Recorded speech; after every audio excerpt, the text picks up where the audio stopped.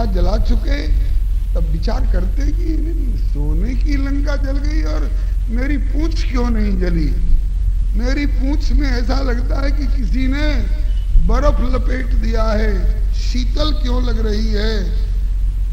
बाद में पता चला कि मेरी माता जानकी ने अपने पातिव्रत्य की सौगंध खा खा करके और अग्नि को सौगंध दे दी है कि मेरे बेटे के एक रोआ पर भी आंच नहीं आवे। और सचमुच में अग्निदेव शीतल हो गए हनुमान जी के लिए। रावण के लिए प्रलयाग्नि हो रहे और हनुमान जी के लिए शीतल हो गए। तो शपथ पातिव्रत्य को हनुमत हित लिया, शपथ पातिव्रत्य को हनुमत हित लिया, शपथ पातिव्रत्य को हनुमत हित लिया, शपथ पातिव्रत्य को हनुमत हित लिया।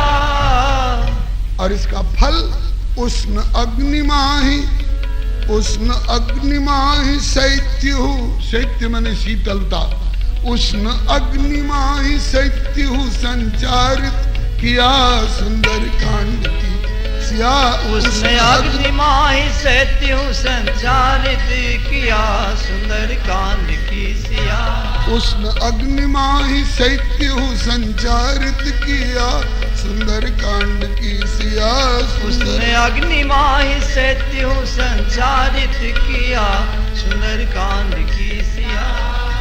सुंदर प्रभु सुजस को उजागर किया सुंदर कांड की सिया। सुंदर प्रभु सुजस को उजागर किया सुंदर की सिया।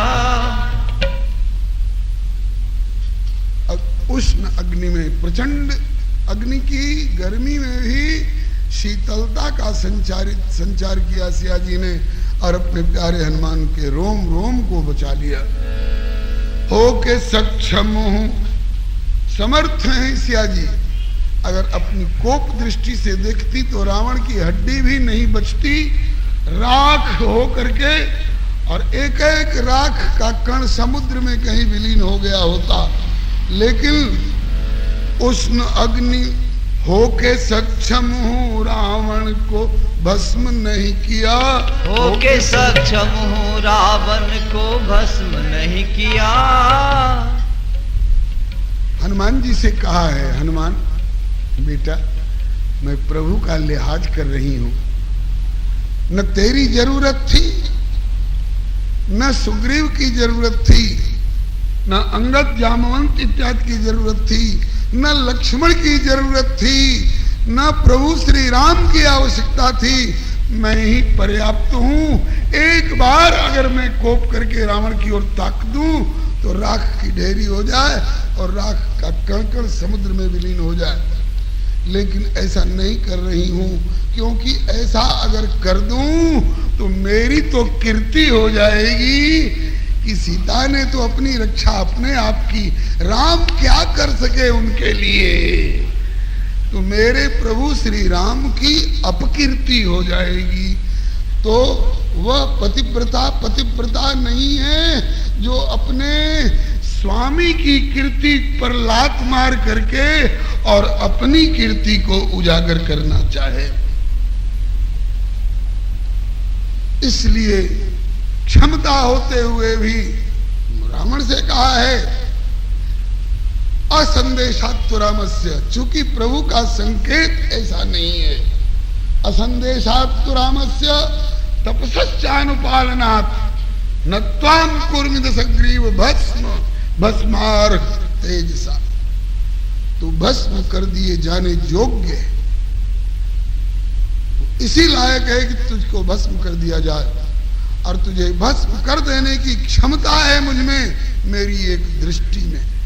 लेकिन क्यों नहीं कर रही हूं ऐसा इसलिए नहीं कर रही हूं कि मेरे प्रभु की ओर से ऐसा कोई इशारा नहीं मिला है, और बिना उनके इशारे के मैं कुछ सोचती भी नहीं, करती भी नहीं। जो सृजत जग पालति हरति रुख पाई कृपा निधान की। और मैं अपनी कीर्ति नहीं चाहती हूं, मैं अपने प्रभु को कीर्ति प्रदान करना चाहती हूं। उनकी कीर्ति रूपी पताका को दाग से बचाने के लिए उनकी सलाह से मैं यहाँ आई हूं, तो उनकी कीर्ति को मैं फहराऊंगी। हो के सक्षम हूँ रावण को भस्म नहीं किया, हो के सक्षम हूँ रावण को भस्म नहीं किया, बल्कि मधुर बचनन में वाको प्रबोधित किया सुंदर कांड की सिया। मधुर बचनन में वाको प्रबोधित किया सुंदर कांड की सिया। सुंदर प्रभु सुजस को उजागर किया सुंदर कांड की सिया। सुंदर प्रभु सुजस को उजागर किया सुंदर कांड की सिया। मैं तो प्रभु के पराधीन हूँ ये भाव दृढ़ हिया, मैं तो प्रभु के पराधीन हूँ ये भाव दृढ़ हिया। इस पर थोड़ी आगे की बात याद आ रही है। जब धोबी के कहने से गर्भावस्था में सिया जी को वाल्मीकि आश्रम में पहुंचाया गया, तो वहां ऋषि कन्याओं की और ऋषि पत्नियों की पंचायत जुटी और कहा कि अब सीता कौन सुख के लिए जिंदा है। 14 वर्ष बन बन भटकी, 10-11 महीना रावण के कारागार में रही, वहां से लौट के आई तो आग में कूदने को बाध्य किया गया, उसमें से बच के आई तो फिर गर्भावस्था में घर से निकलो, अब किस लिए जीवित हैं। तो श्री सिया जी ने पूछा कि मुझे क्या करना चाहिए माता जी, मुझे क्या करना चाहिए बहन जी। अरे कहा कि सामने गंगा बह रही है, मैं तो रहती तो छलांग मार के खत्म हो जाती। तो श्री किशोरी जी ने यही उत्तर दिया, आप अपने को स्वतंत्र समझती होंगी इसलिए जो चाहे सो कर सकती होंगी, लेकिन मैंने अपने को कभी भी स्वतंत्र नहीं समझा। मैं प्रभु के अधीन हूँ, मेरे पिताजी ने मुझे प्रभु के हाथ में सौंपा है। अब प्रभु की अधीनस्था होकर के और मैं स्वतंत्र विचार दूं और स्वतंत्र कुछ कर बैठूं, ये पातिव्रत्य नहीं, ये भक्ति नहीं है। प्रभु की रुचि का अनुसरण करना अपना कर्तव्य होता है। जो बनावो सो बन जाए, जहां भेजो वहीं जाएंगे। जो बनाओ सो बन जाएंगे, जहां भेजो वहीं जाएंगे। किसी देश में रहे किसी भेष में रहे, किसी देश में रहे किसी वेश में रहे, पर तुम्हारे ही कहलाएंगे। जहाँ भेजो वहीं जाएंगे, पर तुम्हारे ही कहलाएंगे।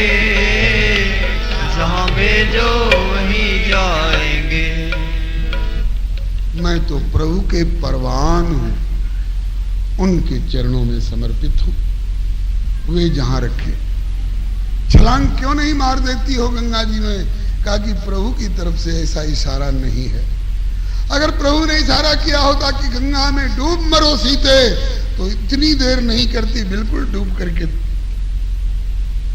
प्राणों का परित्याग कर देती। अब ये प्रश्न है कि अब किस लिए सीता जीवित है? कहा कि इसलिए जीवित है कि प्रभु की थाती मेरे उदर में है। ये 2 पुत्र कुश और लौ को जन्म देने के बाद और उन्हें शिक्षा दीक्षा दिला करके सब प्रकार सुयोग्य बनाने के बाद, प्रभु की गोदी में सौंपने के बाद और फिर प्रभु की भौहों की ओर देखूंगी कि प्रभु अब क्या विचार है। अगर प्रभु कहेंगे कि धरती में से प्रकट हुई हो और धरती के रास्ते से ही चलो, वैकुंठ में, साकेत में, गोलोक में मेरी सेज बिछा के तैयार रखो, मैं आने वाला हूं, तो ऐसा ही कर लूंगी। प्रभु के इशारे से, तुम्हारे इशारे से नहीं। उन्होंने ऐसा कह दिया तो ऐसा निर्णय ले लिया, और उन्होंने ऐसा कह दिया तो ऐसा निर्णय ले लिया। ये शरणागत का काम नहीं है। स्वामी का इशारा देखें, इसको अनन्य शेषत्व, अनन्य अरहत्व और अनन्य उपायत्व कहते हैं। इसी को अकारत्रय कहते हैं। मैं तो प्रभु के पराधीन हूँ ये भाव दृढ़ हिया। मैं तो प्रभु के पराधीन हूँ ये भाव दृढ़ हिया। उनकी रुचि के विरुद्ध, उनकी रुचि के विरुद्ध ना विचारूं हिया। सुंदर कांड की सिया। उनकी रुचि के विरुद्ध ना विचारूं हिया। सुंदर कांड की सिया। उनके रुचि के विरुद्ध ना विचारूं जिया। सुंदर कांड की सिया। उनके रुचि के विरुद्ध ना विचारूं जिया। सुंदर कांड की सिया। सुंदर प्रभु सुजस को उजागर किया। सुंदर कांड की सिया। सुंदर प्रभु सुजस को उजागर किया। सुंदर कांड की सिया। पहले की मर्यादा थी, जब गुरु चेला आमने सामने हो जाते थे युद्ध के लिए, जैसे अर्जुन और द्रोणाचार्य। द्रोणाचार्य अस्त्र शस्त्र की विद्या सिखाने वाले गुरुजी, और अर्जुन उनसे सीखने वाले शिष्य हैं। जब गुरु शिष्य में ठनती थी तो शिष्य पहले बाण गुरुजी के चरणों के पास फेंकता था। वो बाण जाकर के गुरुजी का चरण चूमता था। गुरुजी समझ जाते थे कि इसने मेरे अपने बाण के द्वारा मेरे चरणों में अपना मस्तक प्रणाम भेजा है। तो गुरुदेव भी क्या करते थे कि अपने तरकस से बाण निकालकर धनुष पर संधान करके ऐसे अंदाज से चलाते थे कि वह बाण उस शिष्य का कुछ भी चमड़ी भी छीलने नहीं देता था, बल्कि मस्तक का केवल स्पर्श करते हुए निकल जाता था और फिर गुरुजी के तरकस में चला जाता था। इसका मतलब कि बेटा, तैने अपने बाण के माध्यम से अपना सिर मेरे चरणों में रख के प्रणाम किया है, तो मैं भी अपने बाण के माध्यम से तेरे सिर का स्पर्श करके तेरे माथे पर हाथ रखकर आशीर्वाद देता हूं। और ऐसे ही यहाँ श्री सुंदरकांड की सिया जी ने जब देखा कि प्रभु ने अपने हाथ की मुद्री मेरे पास भेजी है, इसका मतलब कि मुद्री नहीं, मुद्री के माध्यम से प्रभु ने अपना वरद हस्त भेजा है कि मेरा हाथ सीते अब तुम्हारे मस्तक पर है, घबराओ मत। तो सिया जी ने क्या किया? चलती बेर बोले चलत मोह चूड़ामणि दीनी। जूड़ा में खोसी जाने वाली मणि मैंने बचपन में देखा था, सुई की तरह, और ऊपर में सुंदर सुंदर गोल गोल मोती जैसे होते थे। जूड़ा बांधने के बाद उभर नहीं जाए उसमें खोसा जाता था। इस तरह से चूड़ा में माने जूड़ा में खोसी जाने वाली मणि सिया जी के पास थी। तो उन्होंने हनुमान जी ने मांगा कि मात मोहि दीजिए कछु चीन्हा, जैसे रघुनायक मोहि दीन्हा।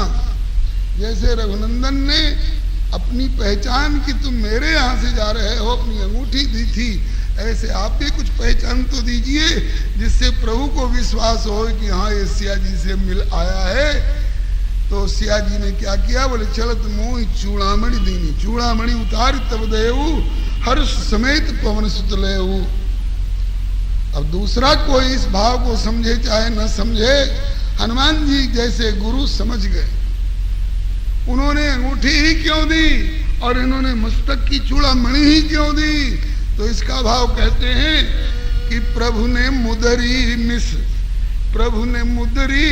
वरद हस्त प्रेषित किया। प्रभु ने मुदरी प्रेषित किया। प्रभु ने मुदरी मिस वरद हस्त प्रेषित किया। प्रभु ने मुदरी वरद हस्त प्रेषित किया। तो सिया ने चूड़ामण ब्याज शीस अर्पित किया सुंदर कांड की सिया। सिया ने चूड़ामण ब्याज शीस अर्पित किया सुंदर कांड की सिया। सिया ने चूड़ामण ब्याज शीस अर्पित किया सुंदर कांड की सिया। सिया ने चूड़ामण ब्याज शीस अर्पित किया सुंदर कांड की सिया। सुंदर प्रभु सुजस को उजागर किया सुंदर कांड की सिया। सुंदर प्रभु सुजस को उजागर किया सुंदर कांड की सिया। ये भाव हमारे पूर्वाचार्यों ने बताया है, इसको दोहराया गया। हमारा कर्तव्य है अपना मस्तक प्रभु के चरणों में रख दें और प्रभु का कर्तव्य है जो अपना वरद हस्त उस पर रख दे माथे पर। घबराओ नहीं, अब मैं तुम्हारा संरक्षक हूं। और तो और हनुमान का उपकार किया, जटायु का उपकार किया। अरे जो सता रही थी उन राक्षसियों का भी उपकार किया। विजय संदेश लेकर जब हनुमान जी गए हैं, ये सुंदर कांड से बाहर लंका कांड की बात है, लेकिन अगर स्मरण कर लिया जाए तो कोई दोष नहीं। जब प्रभु विजयी हुए, रावण मारा गया, संदेश लेकर हनुमान जी आए, सिया जी से कहते हैं कि माँ प्रभु विजयी हुए, रावण मारा गया। किशोरी जी कहती है बेटा इस संदेश के द्वारा मुझे तो सुख हुआ, सारा संसार सुखी हुआ। जो संसार रो रहा था सबके आंसू पुछ गए। अब इस संदेश के बदले में मैं तुझे क्या दूं? हनुमान जी ने कहा कि यही, हमको अनुमति दीजिए कि आपको सताने वाली राक्षसियों को चीर फाड़ करके समाप्त कर दूं। कहा कि नहीं, ये दया की पात्र हैं, ये रोष की पात्र नहीं है, इनने गलती की है नहीं। रावण इन लोगों का स्वामी है। रावण ने आज्ञा दी थी इसी तो सीता को सताओ, तो अपने मालिक की आज्ञा का पालन किया था इनने। मालिक की आज्ञा का पालन करना अपराध नहीं है बेटे। तुम भी तो अपने मालिक की आज्ञा का पालन करते हो। तुम भाग्यशाली हो जो तुम्हें राम जैसे मालिक मिले।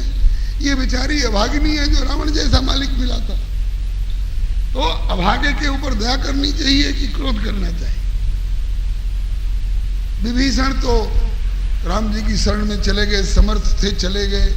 ये बेचारी अबला थी, ये नहीं जा सकती थी। तो अबला और असहाय के ऊपर क्रोध करना चाहिए कि दया करनी चाहिए? दया करो बेटा। और मान लो थोड़ी देर के लिए कि इनसे अपराध ही हुआ है, तो अपराध किससे नहीं होता है? न कश्चित नापराध्यति, ऐसा कोई नहीं होता जिससे भूल नहीं होती हो। तो वृंद निश्चर अपराधिन पर कोप नहीं किया। वृंद निश्चर अपराधिन पर कोप नहीं किया। वृंद निश्चर अपराधिन पर कोप नहीं किया। वृंद निश्चर अपराधिन पर कोप नहीं किया। सहज करुणा की पात्र कही के बचा ही लिया सुंदर कांड की सिया। सहज करुणा की पात्र कही के बचा ही लिया सुंदर कांड की सिया। सुंदर प्रभु सुजस को उजागर किया सुंदर कांड की सिया। सुंदर प्रभु सुजस को उजागर किया सुंदर कांड की सिया। इस प्रकार एक सर्वेक्षण करने पर लगता है दास नारायण ने निधि विचारत हिया। दास नारायण ने निधि विचारत हिया। दास नारायण ने निधि विचारत हिया। दास नारायण ने निधि विचारत हिया। क्या कांड सुंदर में मन बच क्रम सुंदरी सिया, सुंदर कांड की सिया। कांड सुंदर में मन बच कम सुंदरी सिया, सुंदर कांड की सिया। कांड सुंदर में, हाँ जी, कांड सुंदर में मन बच क्रम सुंदरी सिया, सुंदर कांड की सिया। कांड सुंदर में मन बच क्रम सुंदरी सिया, सुंदर कांड की सिया। सुंदर प्रभु सुजस को उजागर किया, सुंदर कांड की सिया। सुंदर प्रभु सुजस को उजागर किया, सुंदर कांड की सिया। भक्तवत्सल भगवान की जय, श्री जनक नंदिनी जी की जय, श्री मिथिलेश राज किशोरी जी की जय, श्री विदेर वंश वैजयंती जी की जय, श्री राम प्रिया जी की जय। आज सुंदरे सुंदरी सीता, इसलिए इस कांड का नाम सुंदर कांड पड़ा है। और जब सुंदरता का सुंदर करई, ये सिया जी सुंदरता को भी सुंदर करने वाली है। तो ये चाहे जहां चली जाएं, लंका में पहुंच जाएं तो लंका भी सुंदर हो जाती है। आज सुंदरे सुंदरी सीता की चर्चा हुई। अब तक सुंदरे सुंदरी वार्ता, आज सुंदरे सुंदरी सीता, और कल हम लोग विचार करेंगे सुंदरे सुंदरो राम। सुंदर कांड में श्री राम का सौंदर्य, सुंदरे सुंदरी कथा, बहुत सारी बातें हैं, सब सुंदर ही सुंदर हैं। आज समय की सीमा में कितना 10:30 बज गया कि ज्यादा हो गया है? 11:15। अच्छा, 10 घड़ी घड़ी में कोई 10:35 कह रहा है, कोई 40 कह रहा है, कोई 11:15 कह रहा है। तो घड़ी घड़ी में कोई घड़ी है, कोई घड़ा है, कोई घड़ंग है। चलिए 10-5 मिनट ज्यादा भी हुआ हो, मेरे ख्याल में आप लोग बुरा तो नहीं मानेंगे, समय का सदुपयोग हुआ है। और अगर थोड़ी परेशानी हो भी तो केवल कल भर की परेशानी है, फिर परसों से परेशान नहीं करूंगा। श्री हरे नमः। अब भगवान का नाम लीजिए।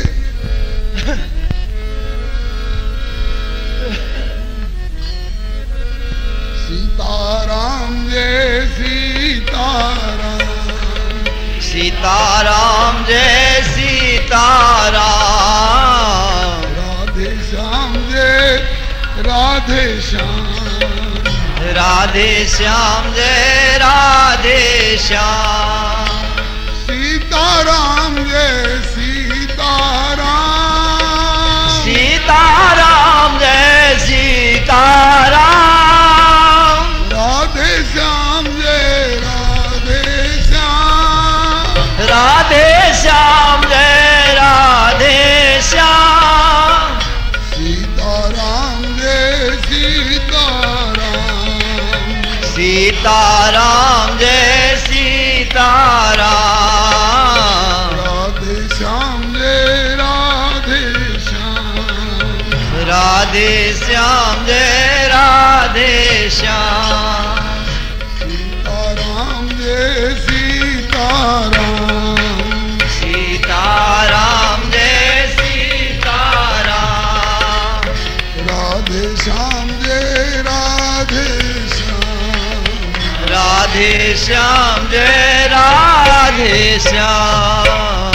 श्री सीताराम नाम महाराज की जय, श्री अयोध्यानाथ की जय। श्याम जय राम, सीताराम जय सीताराम, सीताराम जय सीताराम, राधे श्याम जय राधे श्याम, राधे श्याम जय राधे श्याम,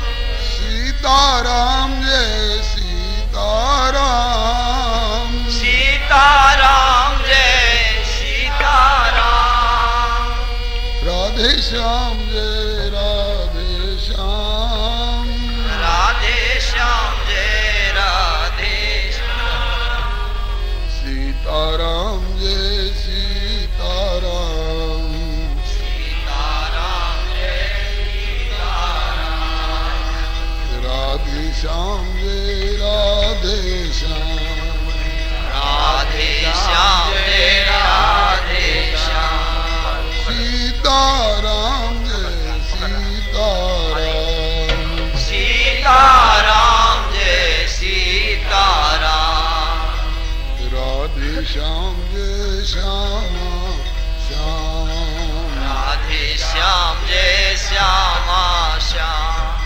श्री राम कृष्ण भगवान की जय, श्री अयोध्यानाथ की जय, वृंदावन बिहारी लाल की जय, श्री वैकुंठनाथ की जय, श्री प्रहलादपति की जय, श्री गौरी शंकर भगवान की जय, श्री हनुमंत लाल की। पूर्वान्नकालीन बैठक में सुंदर कांड में से सुंदरे सुंदरी सीता की चर्चा की गई थी। आज सुंदरे सुंदरो राम,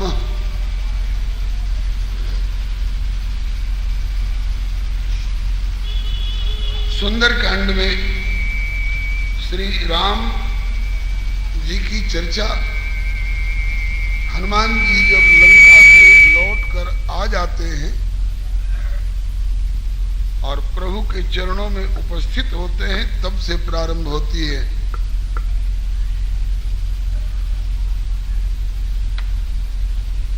सौंदर्य युक्त व्यक्तित्व सुंदर कांड के श्री राम का, सौंदर्य युक्त व्यक्तित्व सुंदर कांड के श्री राम का, मन मुग्ध करता चर अचर अरिनेत्र दक्षिण वाम का, मन मुक्त करता चर अचर अरिनेत्र दक्षिण वाम। का।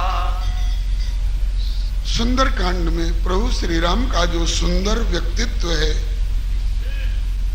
वो मन को मुग्ध कर लेता है। किसके मन को?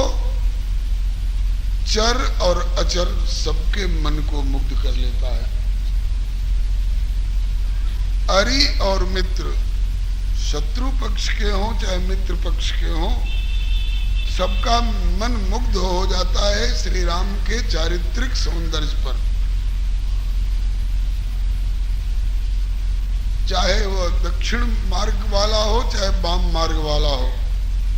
दक्षिण मार्ग माने अनुकूल मार्ग, प्रभु के मन पसंद मार्ग, और वाम माने प्रतिकूल विपरीत, श्री राम की रुचि के विपरीत वाला जो मार्ग है उस पर चलने वाला, उसका भी मन मुग्ध हो जाता है प्रभु श्री राम के व्यक्तित्व पर।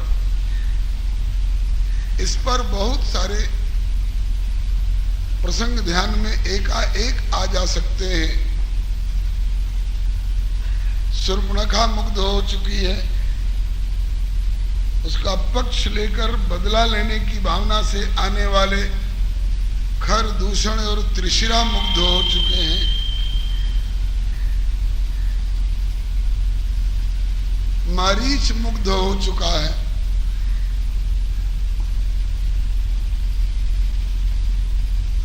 कुंभकर्ण भी कहता है, बंधु वंश ते कीन उजागर, भजे राम शोभा सुख सागर। मंदोदरी मुग्ध है, और तो और रावण भी मुग्ध है राम के चरित्र पर।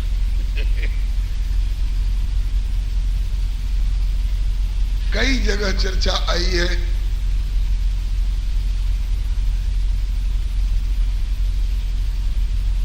इसीलिए श्री भरत जी का दावा है कि बैरे हूं राम बड़ाई करही, बोलन मिलन विनय मन हरही।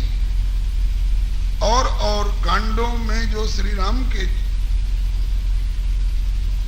चारित्रिक सौंदर्य का निखार दृष्टिगोचर होता है, वो तो होता ही है। अभी हम सुंदर कांड के अंतर्गत श्री राम के सौंदर्य का विचार कर रहे हैं। हनुमंत प्रत्यागत संदेश लेके सीय का हनुमंत प्रत्यागत हुए संदेश लेके सीय का। करी सके को अनुमान ते क्षण राम प्रभु के ही का।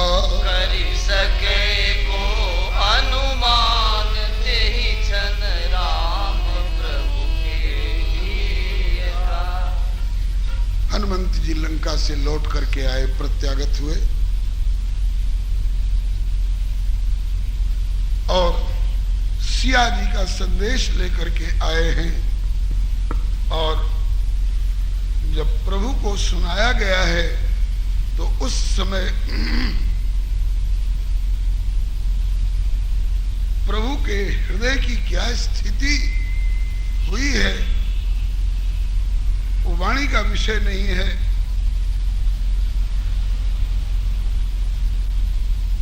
हनुमंत को भर भाए तुरंत उठा लगा ही सो लिया। नयनांबुजों के नीर से कपिशीस का सिंचन किया। प्रेमाश्रु से अभिषिक्त किया प्रभु ने। विज्ञप्त करी कृतज्ञता लज्जावनत सिर और हिया। हनुमान जी के प्रति कृतज्ञता का ज्ञापन कर रहे हैं। हनुमान तेरे उपकार का मैं बदला नहीं चुका सकता, मैं बराबर कृतज्ञ रहूंगा, बराबर तेरा आभारी रहूंगा, बराबर तेरा ऋणिया रहूंगा। विज्ञप्त करी कृतज्ञता लज्जावनत सिर और हिया। निज को बता ऋणिया, धनिक हनुमान को स्वीकृत किया। तुम मेरे धनिक हो और तेरे इस कृत्य का ऋण है मेरे ऊपर और रहेगा, बराबर रहेगा। मैं ऋण चुकाना नहीं चाहता। क्यों? मेरे संकट में तुम्हारा सहयोग, मेरे संकट में तुमने मेरा सहयोग किया तो बदला तो तब चुकेगा ना जब तुम संकट में पड़ो और हम सहयोग करें। तो मैं ऐसा कभी चाहूंगा नहीं कि मेरा हनुमान कभी संकट में पड़े। इसलिए मैं ऋणिया ही बना रहना पसंद करूंगा। श्री गोस्वामी जी कहते हैं कि अस कौन स्वामी और दूजो, दास से जो यूं कहे। इंद्र ने कभी अपने किसी सेवक के प्रति यह कृतज्ञता ज्ञापन करी है क्या? ब्रह्मा जी ने अपने किसी सेवक के प्रति इस शब्दावली का कृतज्ञता ज्ञापन का प्रयोग किया है क्या? हे प्रभु, आपके समान आप ही हो। अस कौन स्वामी और दूजो, दास से जो यूं कहे वह धन्य सेवक है जो अस स्वामी की सेवाल है। ऐसे स्वामी की सेवा पाकर के सेवक धन्य है, वो सेवक धन्य है।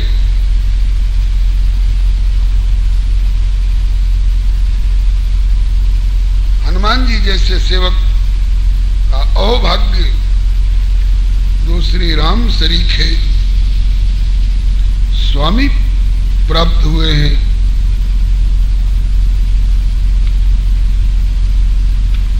अब सिया जी हनुमान जी से कहते हैं कि सिया की कुशल सुनाओ। हनुमान सिया जी कुशल से हैं। पुनि पुनि कहत सिय की कुशलता सकल शीघ्र सुनावो। किम रहत जीवित तात निश्चर नगर माहि बताओ। हमसे तो सीता कहती थी कि प्रभु आपसे अलग होकर के मैं जीवित रह सकूंगी, इसमें मुझे संदेह है। आज मुझसे अलग होकर के वो जीवित हैं क्या? जीवित हैं तो कैसे जीवित हैं? तो कहा कि प्राण तो निकलना चाहते हैं लेकिन निकल नहीं पा रहे हैं। ऐसा विचित्र पहरादार वहां पहरे पर बैठा है कि सीता जी के प्राण को निकलने नहीं देता है। जैसे किसी कैद खाने में पड़े कैदी को वहां द्वार पर बंदूक लेकर के खड़ा सिपाही निकलने नहीं देता है, ऐसे सीता जी का प्राण शरीर से निकलना चाहता तो है, लेकिन पहरादार इतना जोरदार है कि वो निकलने नहीं देता है। वो पहरादार कौन है? बोले नाम पाहरू। आपका नाम जिह्वा पर जो है बराबर जैविध कपट कुरंग संग धाई चले श्री राम, सो छवि सीता राखी उर जपत रहती हरिनाम। तो उनकी जिह्वा पर बराबर आपका नाम वो पहरेदारी का काम कर रहा है। पहले बताया जा चुका है कि नाम पाहरू दिवस निशी ध्यान तुम्हार कपाट, और लोचन निजपद जंत्रित। आपका नाम पहरादार है, आपका ध्यान किवाड़ है, जेल का फाटक, और लोचन निजपद जंत्रित। उनके लोचन अपने चरणों पर जो लगे हुए हैं, यही मानो ताला मार दिया गया है। अब प्राण जाए के ही बाट, अब प्राण किस तरह से निकले। सीता से नहीं पूछा कि प्राण कैसे अभी तक डटे हुए हैं, ये तो तेरा अनुमान है हनुमान। उन्होंने क्या कहा कि निकल तो गए होते प्राण, लेकिन हमारे नेत्र अपराध कर रहे हैं, प्राणों को निकलने नहीं देते हैं। नाथ सु नैनन कर अपराधा, निसरत प्राण करहि हठि बाधा। मेरे नैनों का अपराध है जो प्राणों को निकलने नहीं दे रहे हैं। नैन क्यों रोक रहे हैं प्राणों को? कहा कि प्राण रहेंगे तब ना प्रभु के आने पर हमको दर्शन का लाभ होगा। तो अपने लाभ के लोभ में पड़ करके नैन शरीर को जलने से रोक रहे हैं। शरीर जल गया होता, शरीर तो रुई के समान हो रहा है, और विरह आग जलाना चाहती है। विरह अग्नि तन तूल, और समीरा श्वास।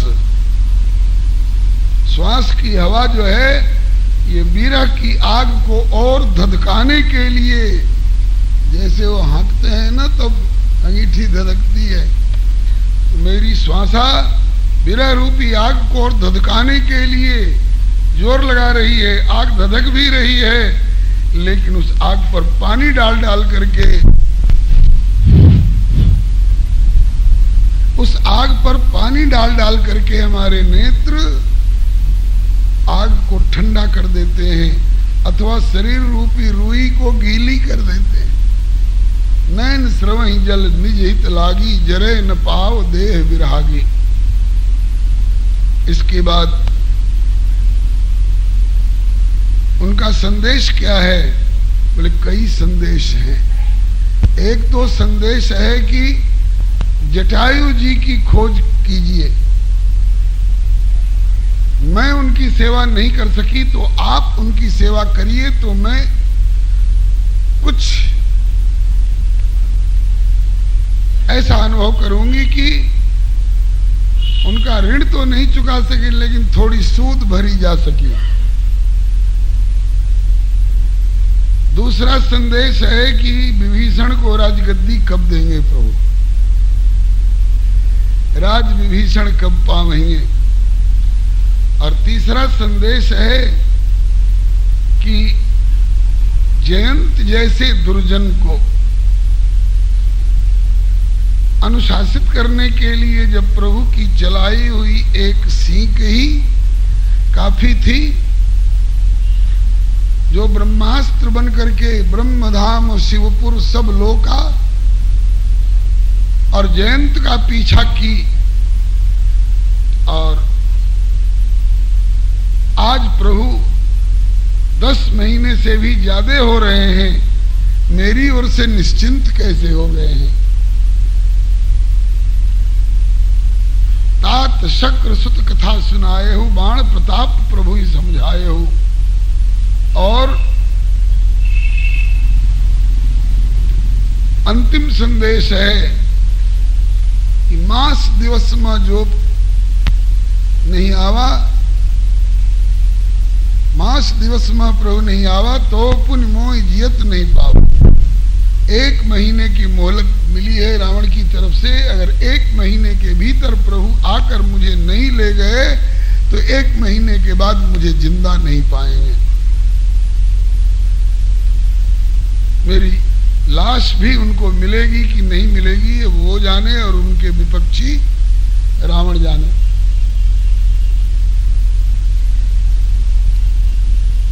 और विपत्ति उनके ऊपर कितनी बड़ी है। हनुमान जी कहते हैं कि सीता के अति विपत्ति विशाला बिना ही कहे भली दीन दयाला। हे दीन दयाल, सीता की अतिशय विशाल विपत्ति न कहूं वही अच्छा है, और आपसे भी कहने की क्या आवश्यकता है, आपसे क्या छिपा हुआ है।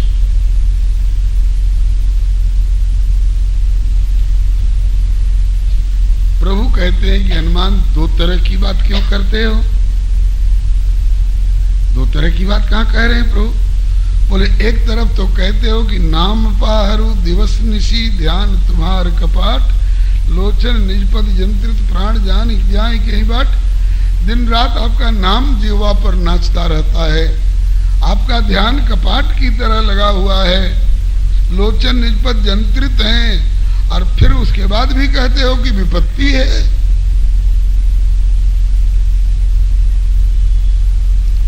बचन काय मन मम गत जाही, जो मनसा वाचा कर्मणा सब तरह से मुझी को गति मति रति आदि का आधार निर्धारित किए हुए हो, और उसके ऊपर विपत्ति। तब हनुमान जी सावधान हो गए। आप प्रभु कहने में थोड़ी भूल हो गई क्या? बोले कि जो मनसा वाचा कर्मणा आपके चरणों में रति है, रत है, उसके लिए जागृत की कौन कहे। वचन कहा मन मम गत जाही, सपने बूझी विपत्ति की ताही। ये बड़ी समझने की बात है। रामचरितमानस के सुंदर कांड का एक बहुत बड़ा मंत्र है। कोई भगवान के भजन में भी लगा हुआ हो, कहे कि हम भजन तो खूब करते हैं लेकिन विपत्ति घेरे हुए है, तो कहते हैं कि तब आपने या तो विपत्ति को नहीं पहचाना अथवा आप मनसा वाचा कर्मणा रत नहीं। दोनों बात एक साथ हो ही नहीं सकती। हमारे कमरे में सूर्य नारायण भी हैं और रात्रि देवी भी हैं, दोनों गप कर रहे हैं आपस में। एकदम संभव नहीं है। जिस कमरे में रात्रि है वहां सूर्य नहीं है, और जहां सूर्य है वहां रात्रि नहीं हो सकती है। इसी तरह से जहां प्रभु का सतत ध्यान है, भजन है, चिंतन है, वहां विपत्ति नाम की कोई चीज हो ही नहीं सकती है। और विपत्ति का अनुभव हो रहा है, इसका मतलब है कि उसको भजन और ध्यान नहीं है। वचन काय मन मम गत जाही, सपने बूझी विपत्ति की ताही। तब हनुमान जी ने संभल करके सिद्धांत वाक्य कहा।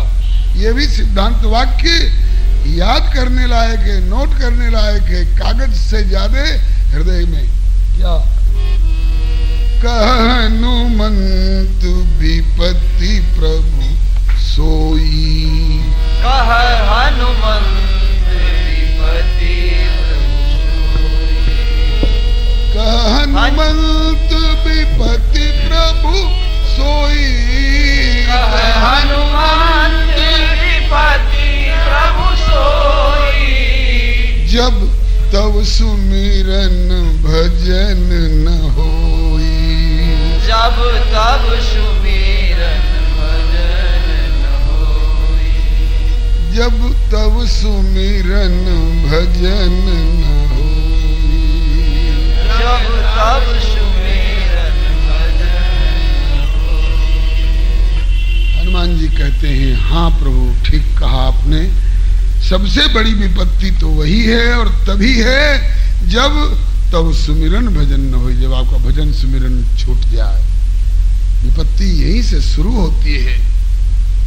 अति दीन मलिन दुखी नित ही, कौन जिनके पद पंकज प्रीति नहीं। भव सिंधु अगाध परे नरते, वही नर अगाध भव सिंधु में डूबते हैं। कौन?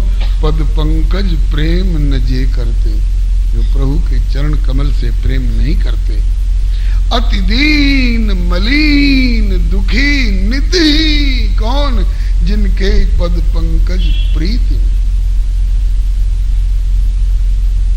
भजन चिंतन होता रहे, प्रभु हृदय में विराजमान रहे, तो चाहे पैरने भर के लिए एक बित्ता की नई साबित लंगोटी भी न हो, 3 टूक कोपीन में, और भाजी बिन नोन, लेकिन यदि तुलसी रघुबर उर्वसे तो इंद्र बापुरो कौन? इंद्र क्या है हमारे सामने? खाने को बिना नमक की पत्ती वाली साग भाजी, और पैरने को एक लंगोटी, वो भी 3 जगह जिसमें पेवन लगा हुआ हो। लेकिन यदि हृदय में रघुवीर विराजमान है तो इंद्र हमारे सामने दरिद्र है। इंद्र हमारी बराबरी क्या कर सकता है? राम अमल माते रहें,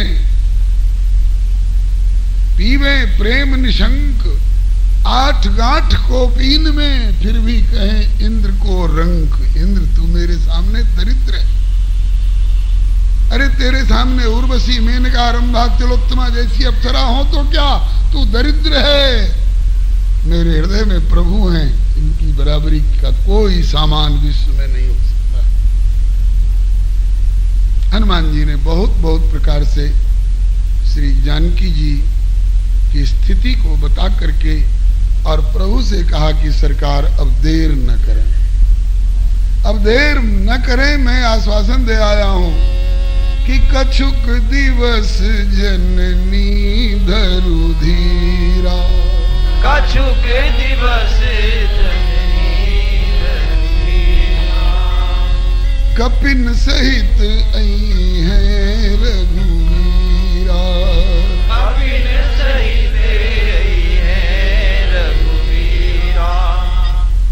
हनुमान ने सब कुछ सुनाए, देखी सुनी आए जवन। हनुमान ने सब कुछ सुनाए, देखी सुनी आए जवन। अब बेगी साज समाज सेना, चलहु प्रभु करुणा भवन। अब बेगी साज समाज सेना, चलहु प्रभु करुणा भवन। अब बेगी साज समाज सेना, चलहु प्रभु निशिचर दवन।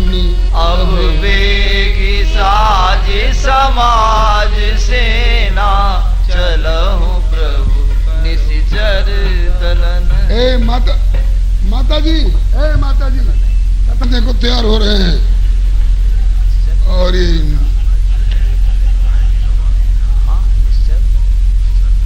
बच्चों से लड़ने जय है, श्रद्धा में भरी हुई, लेकिन अनुशासन का भंग हो रहा है, इसलिए ऐसा रुख अपनाना पड़ता है।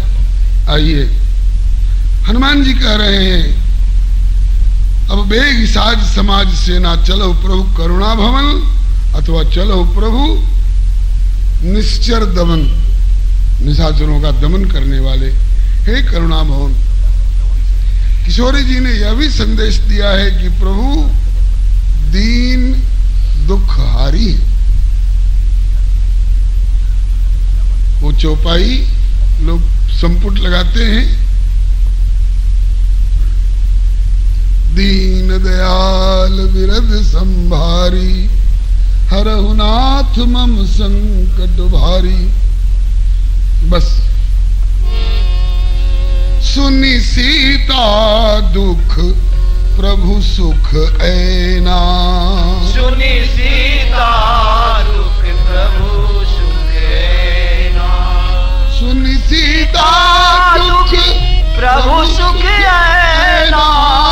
सुनी सीता दुख प्रभु सुख ऐना। भरी आए जल राजीव नैना। भरी आए जल राजीव नैना। भरी आए जल राजीव नैना।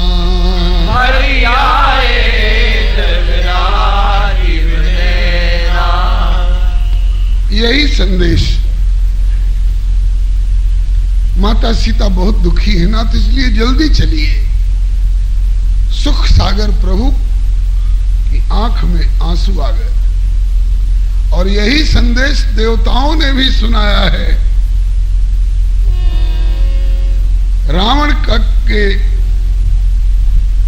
विपक्ष में प्रभु से निवेदन करके, अब जनिनाथ खिलाव हुए अतिशय दुखित होती वैदेही। नाथ, वैदेही बहुत दुखी हो रही हैं, इसलिए अब रावण के साथ ज्यादा खेल मत करिए, जल्दी मारिए। संदेश तो दोनों एक ही तरह का है, लेकिन हनुमान जी के द्वारा दिया हुआ संदेश सुनकर प्रभु की आंख में आंसू आ गए। और देवताओं के द्वारा यही संदेश पा करके अब जनि राम खिलावो ही अतिशय दुखित होती वैदेही, वहां राम जी हंस गए। हंस गए। यहाँ आंखों में जल भरे आया, हृदय में करुणा मड़ी आई। और वहां देवताओं ने जब कहा कि अतिशय दुखित होती वैदेही, तो हंस गए प्रभु। वहां हंस क्यों गए? कहा कि ये जानकी का नाम भर ले रहे हैं, जानकी के विपत्ति की इन देवताओं को परवाह बिल्कुल नहीं है। इनको तो अपनी छाती फट रही है रावण के अत्याचार से, इसलिए वैदेही के नाम के तवे पर अपनी रोटी सेकना चाह रहे हैं। वैदेही से इनको क्या मतलब? राम सुखी हो चाहे दुखी हो, इससे क्या मतलब? अगर देवताओं के हृदय में प्रेम होता तो राम जी को ये कहते थोड़े कि महाराज हमारा दुख दूर करने के लिए धरती पर आओ, छोड़ो से सैया, छोड़ो ये विरजा और परव्योम के ऊपर का निर्द्वंद वातावरण, चलो हमारे लिए 14 वर्ष जंगल जंगल भटको। अरे देवताओं, तुम्ही लोगों ने तो ये रचना रचाई है कि राम जी वन में जाएं, वहां इनकी सीता का हरण हो, फिर रावण के साथ टक्कर हो, और वही अब तुम आए हो सुनाने के लिए कि इससे दुखित होती वैदेही। वैदेही का दुख सुना रहे हो कि वैदेही के नाम पर अपना दुखड़ा रोना चाह रहे हो। इसलिए प्रभु को हंसी आ गई। वैदेही का नाम ले रहे हैं, अतिशय दुखित होती वैदेही। वैदेही के प्रति इतनी सहानुभूति थी तो तुम लोगों ने वैदेही को और उनके प्राण वल्लभ वैदेही वल्लभ को जंगल में आने की योजना क्यों बनाई? अगर इतनी सहानुभूति थी तो प्रश्न हो सकता है कि नहीं। लेकिन राम जी ये प्रश्न नहीं करते, केवल हंस गए। ठीक, चलो वैदेही का नाम ले रहे हो। अच्छे देवता लोग सुना रहे हैं, लेकिन प्रेम पूर्वक नहीं सुना रहे हैं, स्वार्थ पूर्वक सुना रहे हैं। और हनुमान जी स्वार्थ पूर्वक नहीं सुना रहे हैं, हनुमान जी प्रेम पूर्वक सुना रहे हैं। हम लोग भी कोई अरज गरज, हमारी नौकरी लग जाए, हमारे व्यापार में वृद्धि हो जाए, ये स्वार्थ लेकर के सुंदर कांड सुनाते हैं तो राम जी हंसते होंगे ये हमें सुंदर कांड सुना रहे हैं कि अपनी अरज गरज सुना रहे हैं। ये देवताओं की पार्टी में हनुमान जी की तरह निस्वार्थ भाव से वैदेही की विनती अगर कोई सुनावे तो, सुन सीता दुख प्रभु सुख ऐना, भरी आए जल राजीव नैना। जरूर प्रभु के आंखों में आंसू आ जाएंगे आपके सुंदर कांड का पाठ सुन करके। सुनाना तो दोनों का एक ही तरह का वाक्य लगता है। देवताओं के सुनाने में स्वार्थ परक विनती है और हनुमान जी के सुनाने में प्रेम परक विनती है। हनुमान जी वाले में स्वार्थ नहीं है। हम लोग भी जो कुछ सुनावे प्रभु से, यदि स्वार्थ परक सुनाएंगे तो प्रभु हंस देंगे। ये नहीं कि दुखी हो जाएंगे कि हमारे द्वार में इतनी लोग, इतनी भीड़ क्यों लगा रहे हैं कुछ मांगने के लिए। मांगने पर राम जी दुखी नहीं होते हैं, सुखी होते हैं। श्री रहीम जी ने एक दोहे में कहा है, वारे रहीम भैया, कहते हैं कि मांगे मुकर न को गयो, कहीं न त्याग दियो साथ।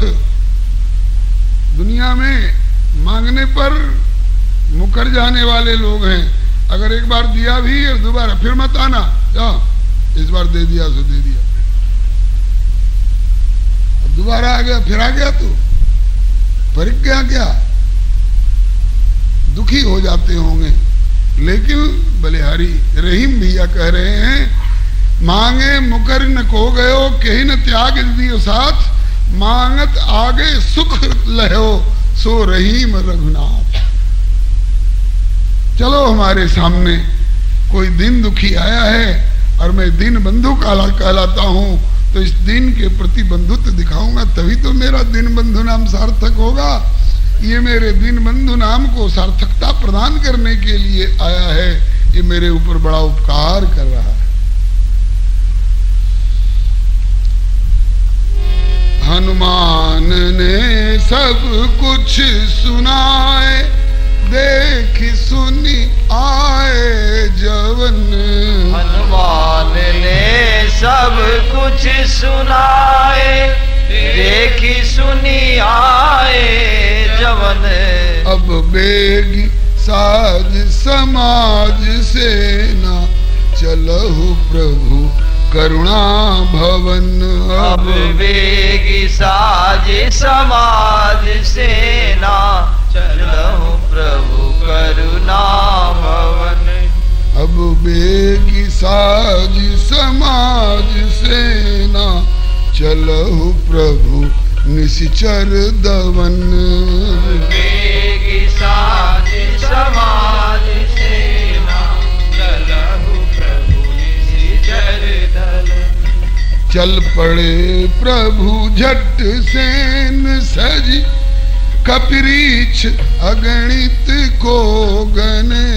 चल पड़े प्रभु सेन सजी, कपिरीछ अगणित को गने। त्रैलोक मह भय कंप, सुनि टंकोर धनु शारंग तने। त्रैलोक भय कंप सुनि टंकोर धनु शारंग तने।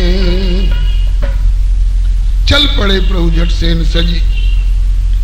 कहा कि सुग्रीव अब देर मत करो, सेना को आगे बढ़ाओ, चलो। कहां तक चले? बोले जहां तक मार्ग मिलता जाए वहां तक तो चलते चलो। समुद्र के छोर तक तो पैदल क्विक मार्च,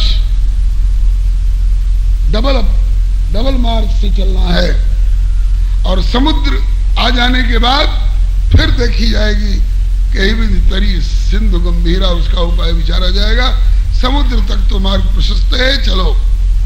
चलने से पहले प्रभु ने अपने धनुष की प्रत्यंचा चढ़ाई और एक बार केवल प्रत्यंचा को खींच करके छोड़ा। उसको टंकोर कहते हैं। धनुष के टंकोर की आवाज को सुन करके त्रैलोक मह भय कंप, त्रैलोक कांप गया। ऐसे वैसे का धनुष नहीं, टंकोर कर रहा है। उनका धनुष है।